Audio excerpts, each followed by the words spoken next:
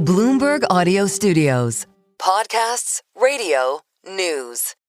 Octopus Energy Group planning to spin off its Kraken Technologies software platform unit. If you're not familiar, well, energy companies definitely are. Kraken is a software platform, as we mentioned, a company. It helps utilities manage the transition to cleaner energy. And we've got a great guest to explain what it's all about and what's going on. Amir Orad is here. He's CEO of Kraken Technologies. As the company bio notes, he's a multi-time CEO entrepreneur and an AI analytics, cyber, and fintech veteran. He's here in the studio with us. Welcome. How are you? Very good. Thank you. Look, as Carol mentioned, energy companies are very familiar with what you do. But if people think about utilities and the transition to renewables, how does your company help them do that? So every utility on the planet is evolving these days because the technology behind energy is evolving. You have from electricity at every home, smart homes, EVs, all the way to renewables, solar, and the like.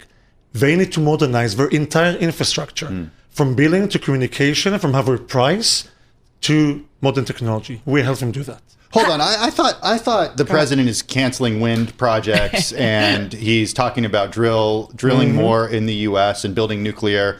Look, nuclear takes a really long time. We've spent a lot of time talking about that. Are utilities pulling back on renewables? The state with the most investment in renewable right now is Texas. It's cheaper. Solar is cheaper, more accessible, more affordable. You can buy it faster than building a new nuclear power plant. There's more solar investments than any other energy form. It's apolitical. Can it be done even with tariffs on hardware that comes from China? Obviously, it's more expensive that way. But in general, solar became so cheap, and it's getting cheaper every day, that everyone are moving to that. But it's a mix. It's never just solar or wind or nuclear. It's always a mix.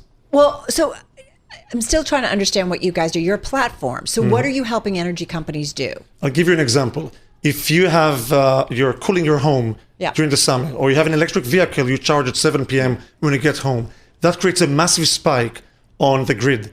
And the issue is the grid is actually built for the maximum point in time. So every spike is really expensive for us as consumers. What we do is help manage that spike, spread it a bit. Maybe we charge your car a bit later at night, as long as you wake up and you have enough, juice.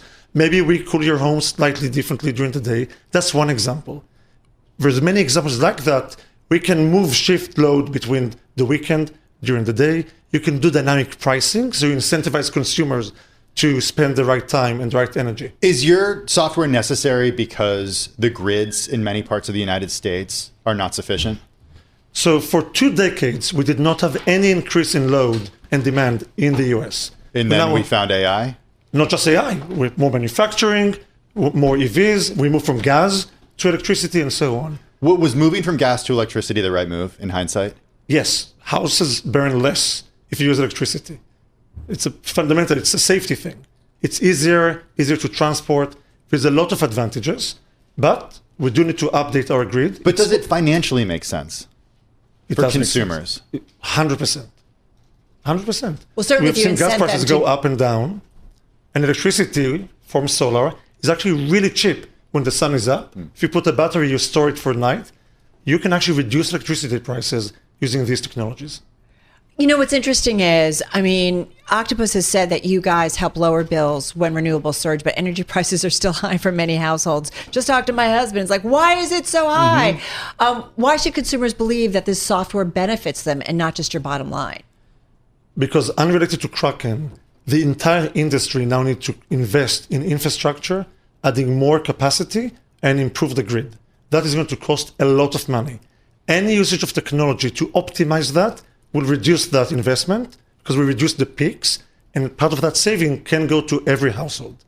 Is there a point, though, where the grids are built? We've been talking about this and how much they're maxed out, and now we've got all of the AI demand kind of starting to be factored in. But is there a point where the grid is built out and we don't need a software platform because we don't have peaks or we have enough? Even when the grid is perfect, we still need to choose which energy source do we use.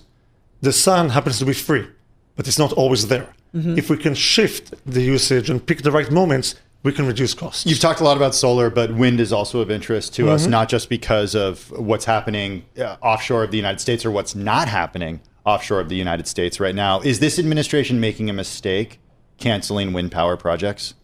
Look, some countries believe it's a really good investment for the future. The truth is you need a mix. You need variety. The ideal mix is a bit of everything versus choosing one over the other. So you think the U.S. should have wind power? I think we need to have a mix of everything versus just pick one or favorite. And price goes into account. Investing in gas, for example, there's a 5-year wait. There's a line to get a new generator, a new turbine. So we have to have a mix. We are talking with Amir Orad. He is Chief Executive Officer of Kraken Technologies, joining us here in studio. Let's talk about the spin-off and why it's happening. Critics are saying that spinning this off is less about strategy and more about extracting value for investors. So how do you respond to this view, Amir, that this is a financial engineering play rather than an innovation story? Yeah.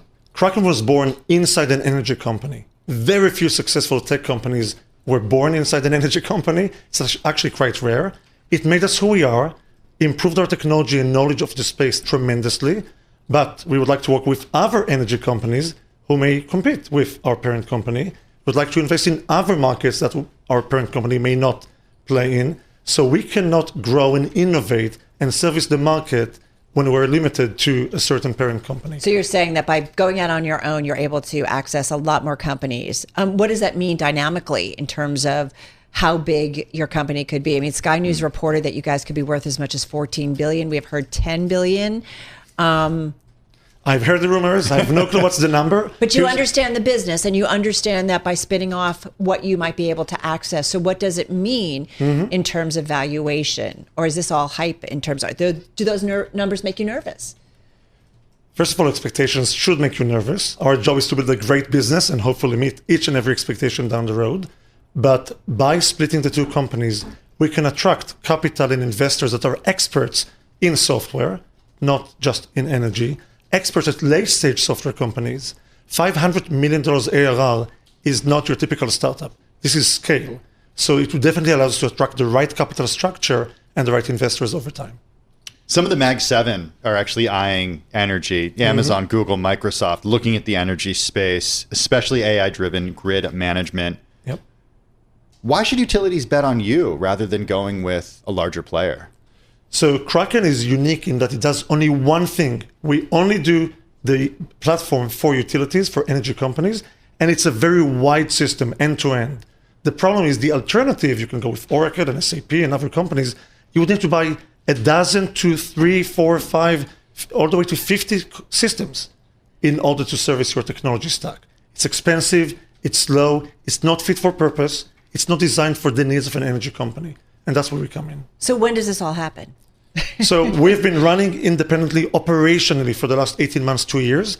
We're now splitting physically the two structures, the cap table, and that is going to end by mid next year. By mid next year. And are you going to be a publicly held entity or? We'll stay private at that point in time. Obviously, it opens options down the road, but right now the first step is split the two. What's a risk to the business? What is the thing that kind of worries you as you look at the outlook? What is it that's the thing that, I hate to say, keeps you up at night because everybody throws that out there. I have three teenagers. That keeps me up at night. Okay, there's more than one. Oh, yeah.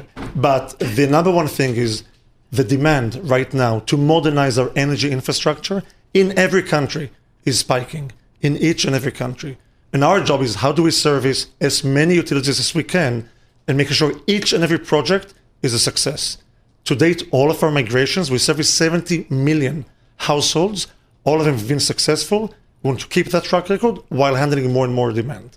Just real quickly, 20 seconds. Is most of your business in the US or is it global? Globally, all over Europe. Half of the UK is running on Kraken, Australia, Japan, Germany, France. And the US, National Grid just announced we picked Kraken to run their technology. We'll stay in touch. Love to hear more as you guys and when you are officially, I guess, spun out.